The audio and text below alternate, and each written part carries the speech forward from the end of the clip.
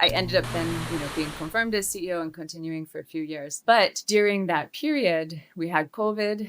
So that was a major point of re-strategizing for everybody. And when you're in an organization whose entire purpose of being is to support low-income people, and you have a crisis like COVID, and all of the uncertainty, now there's a lot of, there's opportunity to do new things and advise, but it's also a lot of pressure. They're at home and they don't have light and there's roosters in the background and everything else, right? So it was a tough period for us. Then post-COVID, one of the major donors, which was the UK government, they cut their foreign aid budget, like a 33% cut, or like a very significant cut to global budget. So the grants that they had given to Afina and similar organizations across Africa, they canceled them. Wow. We had to go through a period of figuring out how the organization would survive, because that was where almost all our budget came from.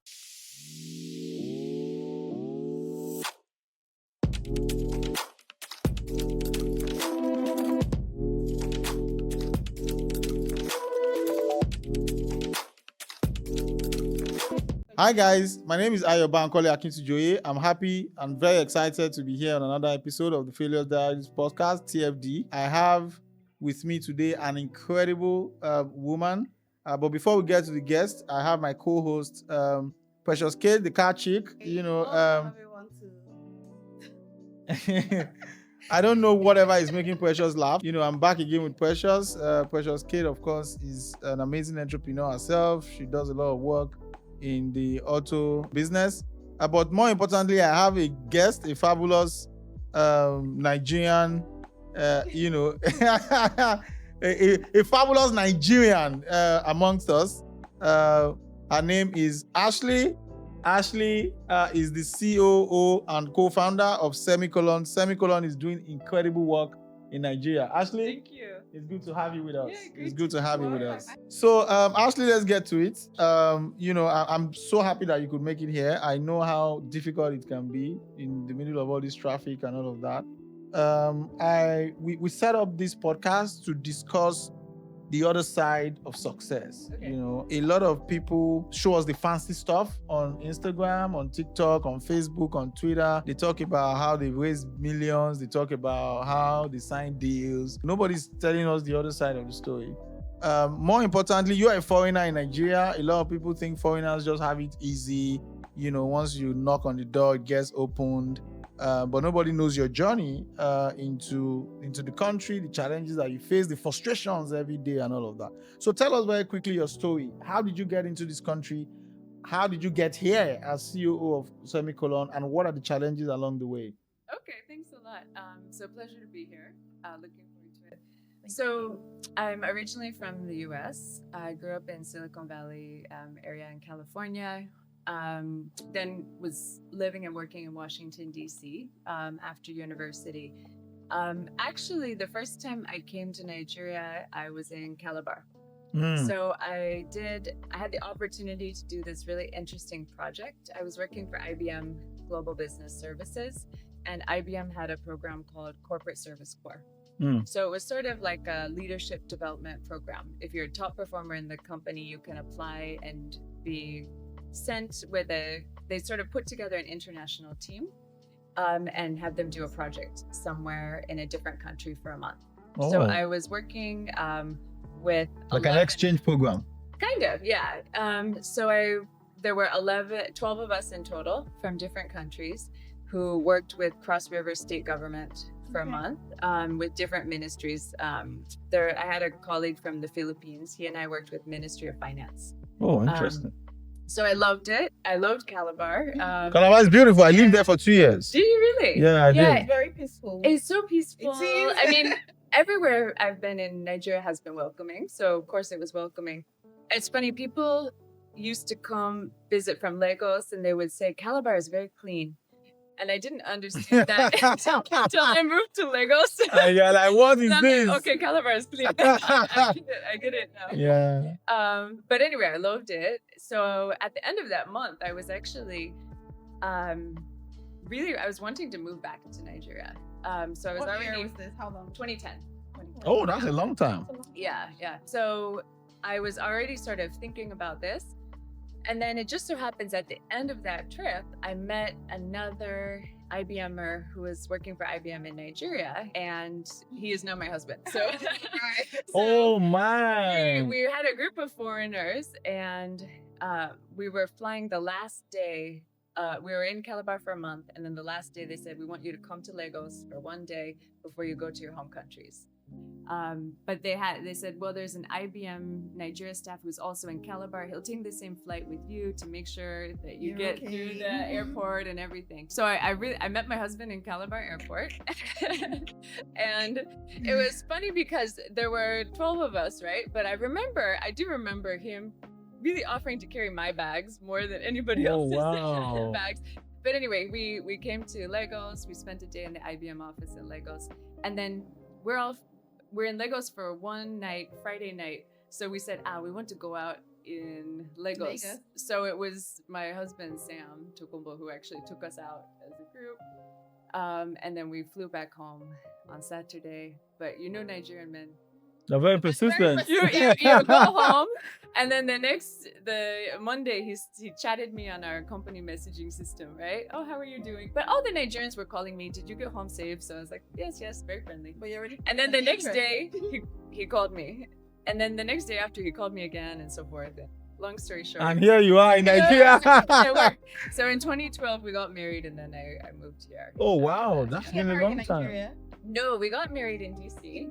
And the more I go to weddings and parties here, the more I understand the wisdom of my husband's decision that we should not do a wedding here, just because we're not like Owambe people.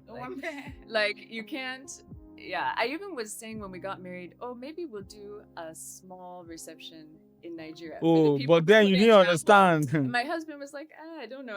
And then after I came here, I realized there's no such thing as small. There's no such thing as small, especially when you put wedding inside the matter. So especially when it is wedding. No. They go all out. No, so we just one day we kind of met some of his family people. We took them to lunch or something, and we were like, it's okay. Yeah. So how has the journey been? What has been the biggest challenges on the journey building in Nigeria? Oh gosh. It's been a lot. I mean, I think for me, I think a lot of the challenges are the challenges we all face, which is just the environment. Ease of doing business is low, right? So a couple months ago, the EU had this program, and they brought some people from Kenya, Armenia, and then me from Nigeria to kind of interact with the tech ecosystem in some countries in Europe. So your company's into tech? Yes, my company's into tech. Okay. And I remember meeting some partners in Lithuania and Latvia and Estonia, and asking questions about their business model and their industry. And I was thinking to myself, oh my gosh, you have it so easy. I mean, I'm sure they have their own challenges, but they have light. They have, that's the most basic of things. They have people who can kind of afford to pay for things a little bit more. The market is different. The support from government is tremendously different. Our government, we can see the good intent sometimes, but there's also but it doesn't filter. The execution. But it's also just like the budget, right? One of the things that my company Semicolon does is train software engineers. And we are deliberate about being inclusive, but we're also very outcome focused. So we've always trained people in order for them to be employable or to be ready to start a business or do what they want to do, right? Which means that you can't compromise on quality. That's right. Which means that it's going to be expensive, right? First of all, you have to give them a computer. You have to provide the infrastructure that they don't have at home. But you have to have top caliber software engineers, designers, business school professors, other experts who are training them, right? And building curriculum and so forth. And so you have to pay for these things. Yes. So of course the challenge is financing, right? Because you have really people with tremendous potential, but they can't afford that cost of a high quality program. So what we did is we've introduced more of a student loan model, study now, pay later. Because if you train people properly, they all get jobs at the end. And if they're software engineers, they're earning, right? Even starting is maybe now like 200, 250K, but it goes up very quickly. So Yeah, in a it few does. years, if somebody's earning $1 million a month, they can afford to pay To back, pay back, yeah. you know, a small, every month, small, until the cost is covered, right? So yeah, so that has worked for us, but we've had to build that. But we're still we spend a lot of our time building that student loan kind of model. Because I was going to ask, what's the risk guarantee that they're going to pay back? You know, so it's funny because Semicolon started operating in early 2019. And at the time, a lot of people actually were really skeptical. So number one, a lot of people said, you can't train Nigerian youth to become good quality software engineers, right? You're like this kind of a program, you're not, from this pool that you're drawing from, it's not going to work. So that was the first hypothesis that we tested. And fortunately, our hypothesis was true. We had really good results. So that didn't phase you, that didn't shake you, that didn't make you change your mind? No, because I think, well, number one, some years ago, so my co-founder of Semicolon and our CEO is actually my husband. So yeah, I should have mentioned that in the intro. So we actually moved. We were in the US for a few years, and we moved back to Nigeria at that point because of Semicolon, because we saw just a clear need and that companies couldn't find the talent they needed. And people are looking for opportunity. We just saw an obvious opportunity to bridge that gap. But when we had lived in Nigeria some years before, on the weekend, we would, Saturday mornings, this is before we had kids, my husband and I, we would go do soup kitchen with our church. So we'd leave early and kind of pack food and give it. Then we'd come back, we'd eat yam and egg, and then there would always be some young guy on our couch that my husband was teaching to code. So some of them came and go. One of them was really consistent. He would just be like shouting at him, Joshua, don't copy code. But that was sort of the routine. So my husband was an engineer. He had gone through the process of learning and building a career and building platforms. He was in the UK for the start of his career before he came back. But he also had some experience seeing others grow and teaching others. So, you know, he knew, at least to some extent, he had a little bit of hands-on experience from that. In transferring knowledge. So anyway, we set up, of course, you don't know if your exact program and curriculum will work and you fine-tune it, but it generally, but it worked, you know, what we did. But the second hypothesis, a lot of people were saying, look, even if you train these people, they're not going to pay you back. Right? And the first few cohorts, we actually didn't have that much paperwork around it. The BVN and NIN were not quite as widespread then. We, you know, didn't do a lot of that kind of legal documents and guarantors. We weren't asking for guarantors or anything. So it was a little bit of a leap of faith. But people, they all came through, right? Almost all of they. What was the number of the first cohorts? Oh gosh, maybe 30 or so. I would have to check exactly because now we're on cohort 26, so I've kind of forgotten. Wow, that's a lot. Yeah. So, but by now they've graduated more than 5 years ago. Almost all of them have fully paid off the loan. Wow. You know, that from the earliest cohorts. That's impressive. So, and I think close to Nigerian youth then. Exactly. And I think that shows that, and obviously in our selection process, we do look a lot at character and things, and we're very focused on character growth.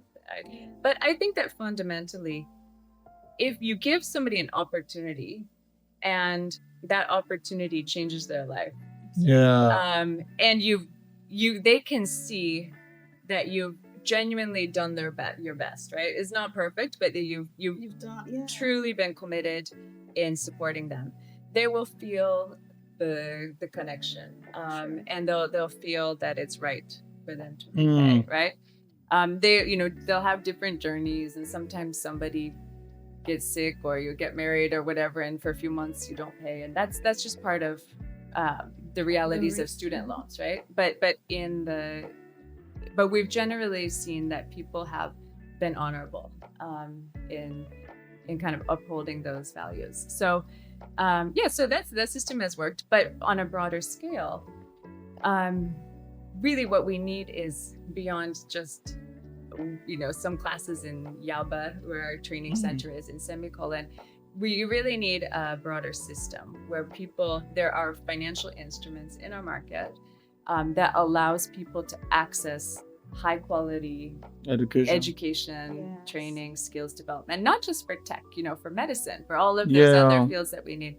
So we've actually done a lot of work to build that system because it's not really existed. So we've kind of helped support government or other people who ask with writing strategies. We talk to banks, we talk to development finance institutions, we talk to other partners.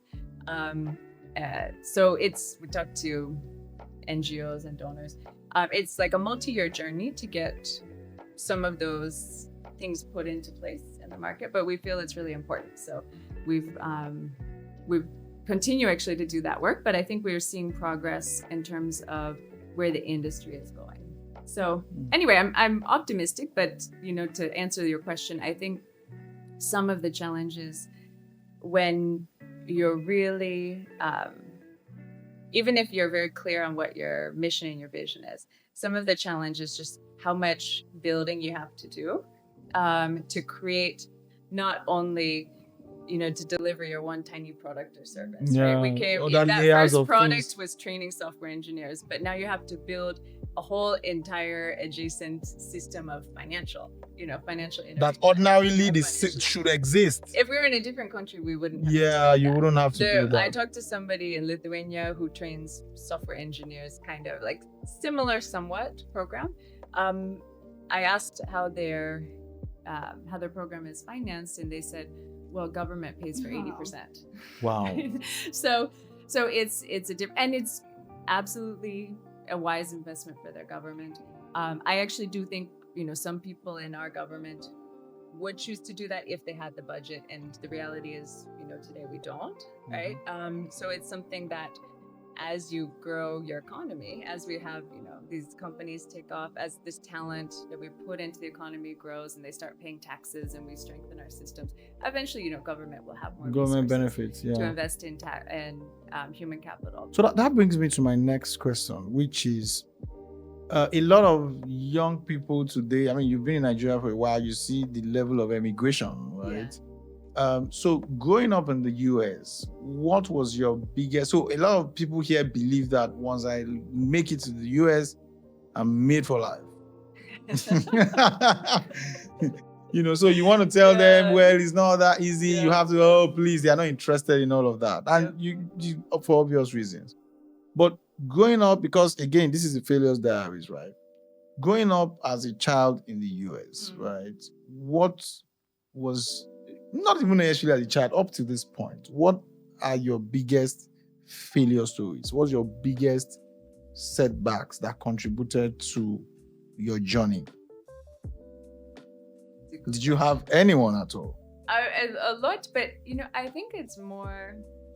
I don't necessarily have those single moment in time complete crashes, right? So I don't have, like, for example, a business that failed or a time that I got fired from a job. I think for me, if I look at maybe the learning, if I look back and I say, okay, what are the things I should learn from and do differently? One for me, so I read this book recently, Hidden Potential by Adam Grant. Good book. And one of the... go read that. Yeah, it's very easy read. A couple weekends. One of the things that book helped clarify in my mind is actually there's perfectionism is quite... people say in an interview, what's your weakness? And you say perfectionism, and nobody really thinks it's a real weakness. But actually, it's quite limiting to growth. Because perfectionists aren't taking risks. And the way you learn is just by making mistakes kind of as fast as possible, right? Doing something that you can't quite do yet. And being like really just going out there, right? And getting it wrong and learning. So I think for me, one thing I'm still working on is being a little bit less of a perfectionist, but also asking for help and guidance and advice. So I think, my orientation has always been, okay, let me just work a little harder, right?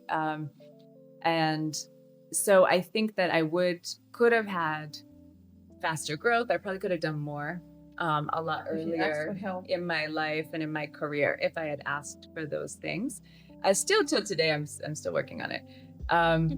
But so I think, I attended in my early career, I joined IBM Global Business Services, I mentioned, out of university. I liked the work and I was deliberate about getting onto projects working with USAID, US Agency for International Development, because I knew I was always clear on my sort of purpose and direction, which has been useful for me. But when you just kind of get into that system of, here's your project, do you do this on the project, and I always kind of just went with the flow in that system. I think I probably could have been a lot more proactive about really kind of rethinking either career choices or within my projects, being a little bit more revolutionary earlier on about, like, really, I think we can be doing more. Right? Then when I moved to Nigeria, I joined an organization called AFINA that promotes financial inclusion. It's sort of like a think tank, does research, advocacy, and it runs. AFINA is now led by Foyin. She's a friend of mine. Yes. Yeah. So, and I loved, a lot of the work that we did at AFINA, but again, I think, looking back, I wish that earlier on I had been a bit more proactive and kind of just really stepping back and looking at, okay, here's how I could be doing more in various regards, right? So I think for me, that's those are some of the things that I think about. I've held different roles at AFINA over different periods of time, but last I was CEO. And that role I sort of fell into by surprise. You were also CEO at AFINA? Yes. Yeah. So how was that? So I'll talk about that, because that might be the best example of, like, quote, failure, right? Or okay, please, I want to hear it. So I was head of research, which I was really liking at the time.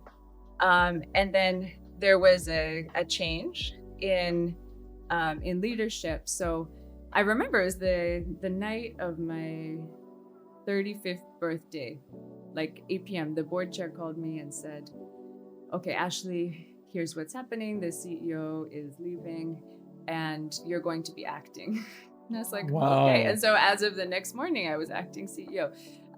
So it was a big change for me. And it was something that I didn't think I was ready for at the time. I didn't see a better option. Otherwise, I would have recommended that. So I agreed to it because I thought, okay, well, I can't think of a better alternative to present. So that I'll do my best, right? And fortunately, the board and other stakeholders were very supportive. So that really helped. But I think that getting thrown into a different role, and again, overnight. If I were to go back, I think I would have been. If I were to do it again, I think I would have taken more time to ask for help, to really ask for feedback, especially the feedback you don't want to hear, because that's what you have to learn. So I wish I had done more of that really early. Positive criticism. Yeah, the constructive criticism. Exactly. I got some, and I did ask here and there, but I should have been a lot more deliberate about that and probably more open to it. I think that maybe I should have sought out like a coach or a mentor or something, but just really, and then been more deliberate in not just looking at what needs to happen with the company, because you get sucked into being so busy, and it was a very busy time for the organization. And then COVID happened, and then it was really busy in a different way, right?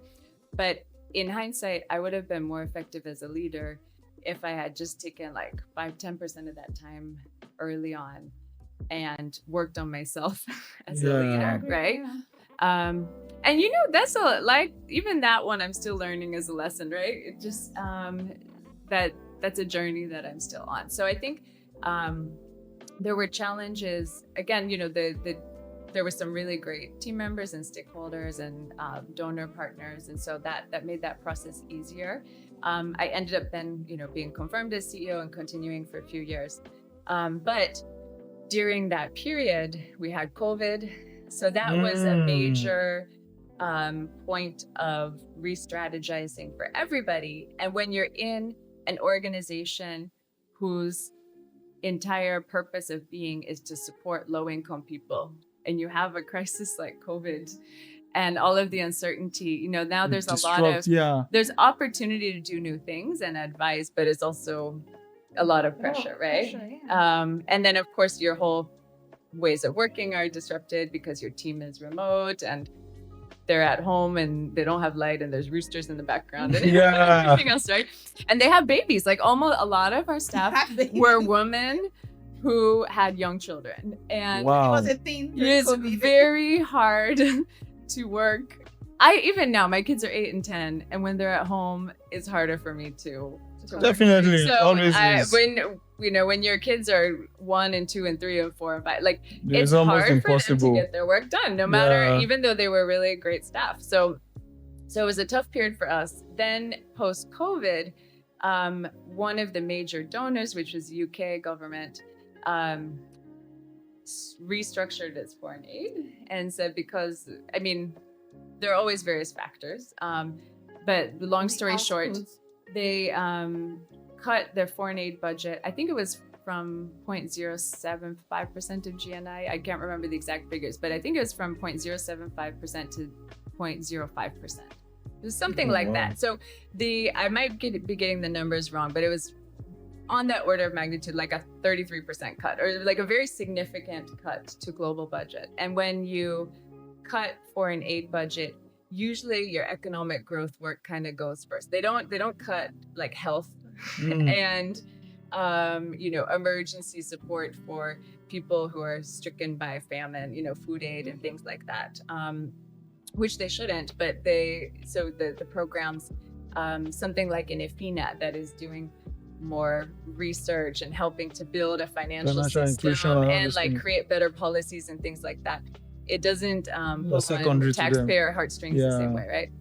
So the grants that they had given to IFINA and similar organizations across Africa, they canceled them. Wow. So then we had to go through a period of figuring out how the organization would survive, because that was where almost all our budget came from. So I would say that was a big challenge for me. And really one of the first times that I remember, because usually I'm kind of motivated by challenge, right? So challenges come up even at work, something really crazy, and I'm like, okay, let's do it, right? But I do remember in that period when I got the message that, because we knew that the grant budget would be adjusted, but we just didn't know how much.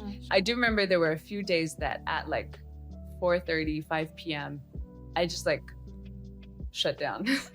Like I was just feeling, because it's not, I'm not sad for myself, but I'm sad. You think about the whole impact that you're obviously quite bought into, that the things that you were planning to achieve that I can't do. Think about, of course, our staff, right? That now I'm going to have to, no matter what happens, like there would be some layoffs. So how did you recover from that? And did you ever think he was like, did you ever blame yourself for that? Did you think maybe there was something you should have done better? I do, yes, is the answer to some extent, right? So I think, again, and I like to think I would be better equipped to go back now, who knows? But I do, I think that there were some things that we were trying to do in the organization. We were kind of going the right direction, but I felt like if I had done it better and faster, we would have had more diversity of funders, right? That we would have, just for various reasons, had more options available to the organization. And then also maybe if I had managed the stakeholders a little bit, if I had been more adept in managing stakeholders in different processes. So definitely I did feel the weight. So I think CEO can be a very lonely position. Yeah. Because even though I had a really great board who was supportive, and like I said, some of, like great staff, some other stakeholders who really supported. At the end of the day, at certain moments, I felt like, okay, the staff are looking at me, the board is looking at me, the donors are looking at me. And who am I looking at? But so actually, when I then moved and joined Semicolon, now having like a co-founder and another, I'm the COO and my husband co-founder is CEO. Having a second person, I actually felt like took so much weight off, right? If you don't have the right co-founder, it can be more complex. But for us, because we already knew before we made this decision that we were completely aligned on like the big stuff, like vision, values, all that. I actually felt that was one relieved. I felt so relieved. I felt so relieved. Yeah. Yeah. So anyway, I mean, I think, you learn those things over time. And I think the other thing for me is like, as to your point around being a foreigner coming in. Yes, very important. Like, and I love learning about different cultures and experiencing different. So sorry to cut you. So that we can close it on that. Sure. I don't want to forget what I want to do. I want to infuse it into it. So, has there been have you suffered major setbacks or how would I describe it now? Have you suffered major issues simply because you are a foreigner in Nigeria, or have you had issues from your folks in America because you're married to a Nigerian or because you moved to Nigeria? Can I add one more question?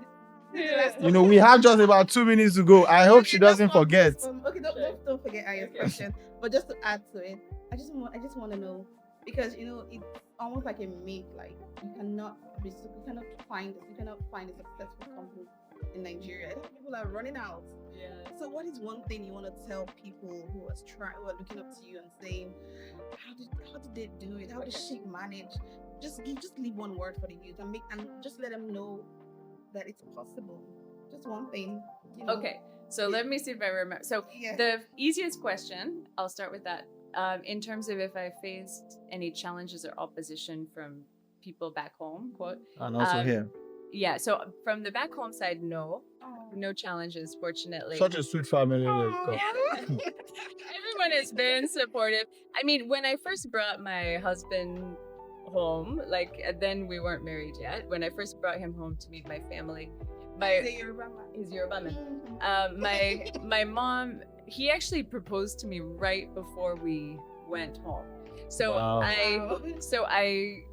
we got there and I was basically like, this is Sam, and also we're engaged. So it was kind of a lot for my mom. I saw it on my face, like her face that first night, like she was kind of overwhelmed. But fortunately, he spent like 4 or 5 days on that trip. We were in my family home. And so they got the chance to really get to know him. So by the time that trip was over, they were like, you made a great choice, because they saw his character, right? Yeah. And they've been fully supportive. I'm fortunate. They've been really fully supportive of, what we're doing. My mom was not thrilled that we took the grandchildren and moved back. Actually, she wasn't that upset, but she doesn't, the distance, right? Yeah, ideally, she would love if we were a little bit closer, but they understand what we're doing. So that's worked well. In terms of challenges for me coming here, I think, it's just, I feel like every time I feel like I've kind of got things figured out, then there's a new thing that catches me off guard. So I think there is a perpetual, slight destabilization that I'll be encountering when I'm just tripping because I didn't understand something, right? And then the other thing I've kind of realized recently, which is a little bit I'm coming to terms with, is that, so I grew up in America. You can you can be born anywhere. Once you live in the US long enough, you're kind of an American, culturally, right? And we won't get into all the details around, immigration and so forth, but just generally, like my thinking about national identity. And I started off as an immigration consultant in KPMG, so I know what you're talking about. Yeah. Being a citizen is almost impossible. Well, and then like, as you know, my family is not people who lived in the US for thousands of years, right? Most Americans have Immigrants. immigration Yeah. in recent generations, right? Yes. But I realized now being in Nigeria, so when I'm allowed to, I will apply for citizenship. They told me I have to wait 15 years. Yeah. But I've realized that I think I'm always going to be perceived as a foreigner. Yeah. So no matter how And much it's terrible. I can go to the village and I can can learn make Yoruba all the soup better and I can learn my Yeah. proper legwork and I can do, I can cook egusi and everything else. But I think I'm always gonna be perceived as slightly on the outside. So it's just like a little bit sad for me. Yeah. I To can not, imagine. like it feels lonely sometimes. It does. So I think that's it. And and to be honest, I think one of the other things that I'm working on is also just I've come into a different culture. I have to be really, really receptive to always unlearning and relearning and not having, because Americans can be kind of arrogant, right? Yeah. Like putting aside the American arrogance that this is a better way of doing things or this Yeah. is the right way of doing things and just be opening up willing to that. to just kind of come back to those like values. Okay, look, is this, in this situation, are we valuing people and life and respect and things like that, right? So there's some things that are, if I look at it that way, there's some things that you might say, oh, culture accepts it, like telling girls they can't do X, Y, Z. I'll say like, no, even though that's culturally relevant, I don't think that that's what we really value as humans and should be aiming for, right? But then there are some other aspects of culture, greetings, respect for age, but sometimes even how you think about hierarchy in organizations and things like that. The American way is not necessarily better. It's just different, right? It's just different. So that's something that I think like 2 to 5% of my mental energy and stress is always somewhere around that cross-cultural experience. I get a lot of interest and joy from it on the other side, but it is like a perpetual drain. Yeah, I can just imagine. It constantly saps from the battery. doesn't end. But have you found a support system for that? Yeah, though? so we. Because I know Nigeria Wife Association, there's something like that. So I'm the president of Lagos. Oh no!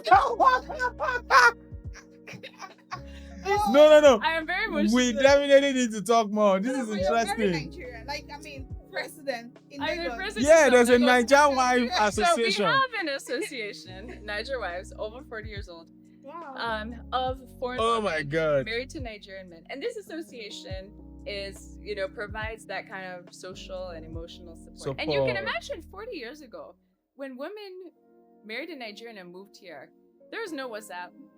They didn't So, always I can necessarily have like good imagine. phone lines. There's no Yeah. email. Like you really need a system. But even today, sometimes it's nice to just ask somebody else, oh my gosh, why is everybody doing, whatever it is, I don't understand this. Please, what should I be doing? What do I need to understand? How, where do I go for these services? How do I navigate this situation? Support system is very important. Yeah, so there's social support. And then Niger Wives also has advocated for our rights, right? So we, our right to live and work here, to have green card and things like that. So, immigration, etc. So it's been, and welfare and when people need help and things like that. So actually I joined Niger Wives not long after I moved here. I met a woman in church who was one of the founding members, and she saw me and she could tell. She must be elderly. She actually just passed last Oh year, my. unfortunately. Auntie Jean, she was amazing. She set up she did a lot of work to support the blind or visually impaired. Oh. But she invited me and I came to a meeting. And so that was really helpful to find. I was meeting friends other ways, and my husband's friends were very welcoming. But sometimes it's nice to meet people who have a similar Yes, experience to you. it's always nice. So I've made some close friends, and we do a lot of fun things together, and so that's helped. I'm also very fortunate that my husband's family is very welcoming. They've all lived in the UK at points in time, so I think they have some cross-culture experience. So they also maybe were more prepared to understand that different people have different cultural but they're also just really warm and loving people. So and Nigerians are welcoming. Yeah, the only thing is in Nigeria, I feel like if you just make a very small effort, if I just speak small Yoruba, everybody is excited. If I just try to eat this kind of food, if I try to greet, I won't get it perfect, right? Yeah. But people recognize the effort, and they're very welcoming and forgiving. Like they're not generally judgmental. So I think that really, really helps. I think Nigeria's for at least my experience, Nigeria's been welcoming. Okay, thank you so much, Ashley, and I hope that you come again when we invite you. Yeah, absolutely. Thank you guys for joining us today again. From here is bye-bye.